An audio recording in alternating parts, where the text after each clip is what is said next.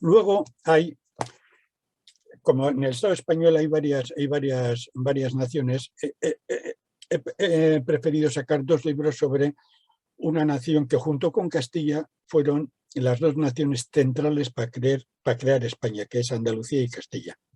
Centrales, decisivas, ¿no? Hay un libro creado por un colectivo de autores, por Hojas Monfíes, que ya hemos recomendado aquí algún libro. Hojas Monfíes son un colectivo de autores desde Andalucía a América, 525 años de conquista y explotación de los pueblos. ¿Qué es este? Este libro está hecho por autores también de una solvencia intelectual tremenda. Son historiadores, son economistas, son filósofos, exactamente este.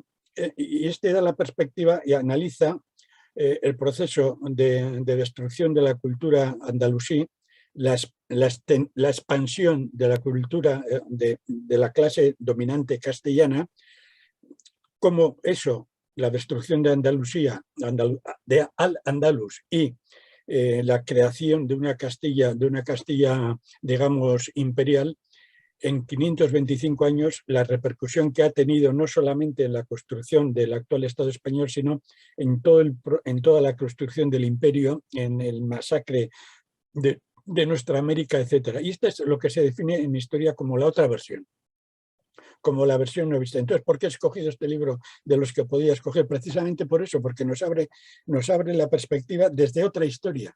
De la misma forma que hemos hablado, por ejemplo, de Bloch, hemos hablado del libro este que ya lo voy a tener que buscar en internet, el de Miedo al placer, etcétera, etcétera. Este es uno de esos libros que es la otra historia. Te da precisamente esa visión desde una perspectiva de una nación como es la andalusí. Bueno, estaba a punto también de presentar libros sobre la historia de Castilla, el problema comunero, que hay libros de eso, pero me parecía que era lo mismo que la historia de Cataluña, que ya hay muchos, se pueden encontrar en cualquier librería especializada, se pueden encontrar muchos de esos, la historia de Galicia, que también hay, etcétera, ¿no? Ya las naciones van creando, Castilla también empieza a hacer su propia historia, también tiene hecha su propia historia, que pasa que está totalmente silenciada, etcétera, ¿no? Y luego el otro que pensaba, como un compañero me dijo que aparte de la música de Requiem, que es fabulosa, y yo recomiendo que cuando alguien quiera... Antonio de Huelva, nuestro gran creador de los mensajes de Rusia muerte venceremos, es el que nos apuntó que supieras que, vale, que el Requiem te gusta mucho. El Requiem de Camarón, sí, ya lo he escuchado, sí. Pues yo recomiendo que se pase al siguiente salto en todo esto. Para entender, hay que entender la cultura popular, la música y la carga política de esa cultura popular. Y, por ejemplo, en el flamenco eso está muy claro.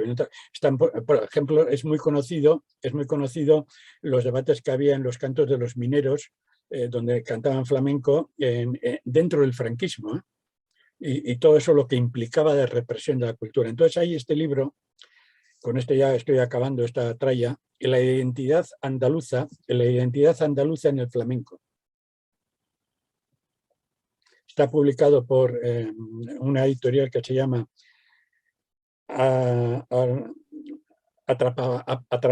Atrapasueños. Está publicado, se titula Memoria Andaluza. Exactamente, este libro está escrito por un compañero que ha participado en tertulias de cuarentena. Ah, sí, Juan Carlos Sí. Ríos. Y es un libro que, como otros, como la recuperación de la cultura popular dentro del arte, es brillante. Y nos permite comprender la otra parte de la profundidad. Cuando hablamos de guerra cultural hay que leer estos libros, porque te explican lo que es la cultura. Entonces, quien quiera entender por qué se aplastó la cultura andalusí y por qué resiste, tiene que leer libros. Y luego, por último,